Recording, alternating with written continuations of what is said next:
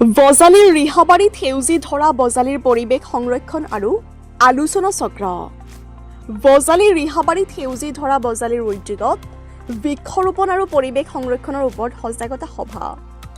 বজালীত 14 বছৰ ধৰি সেউজী ধৰা বজালীয়ে বজালী অঞ্চলৰ বিভিন্ন ঠাইত বৃক্ষৰোপণ কৰি আহিছে। যিহেতু চলিত বৰ্ষত ৰাজ্যত উৎকট গৰমে জনজীৱন বিপন্ন কৰি পেলাইছে, পথাৰত মেলিছে চিৰাল ফাট, মূৰে কপালে হাত দিছে বজালী অঞ্চলৰ কৃষক ৰাইজে। সমগ্ৰ দিশৰ ওপৰত বিশদভাৱে আলোচনা কৰা হয়।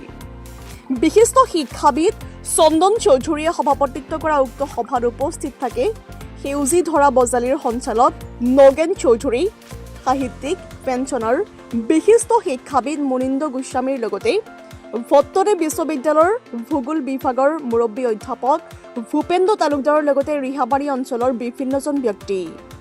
বিগত দিনবোৰতো সেউজী ধৰা বজালীয়ে অবিৰতভাৱে এক বৃক্ষ দশপুত্ৰ সম শ্লোগান লৈ আগুৱাই যাব বুলি মত পোষণ কৰে। নিউজ টেক্স ৰিপৰ্ট, ডিজিটেল আছাম লাইভ। মই ক'ম যে এই যিটো সজাগতা সভাৰ আলোড়ন হৈছে বৃক্ষৰোপণৰ মাধ্যমেৰে, এইটো বৰ সামাজিকভাৱে আদৰণীয়, এইকাৰণেই যে ই আমাৰ উপকাৰ সাধক।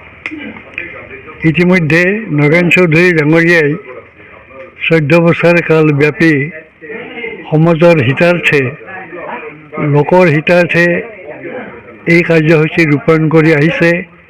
সেইবাবে তেওঁ ধন্যবাদৰ পাত্ৰ। কাৰণ সমাজ সেৱা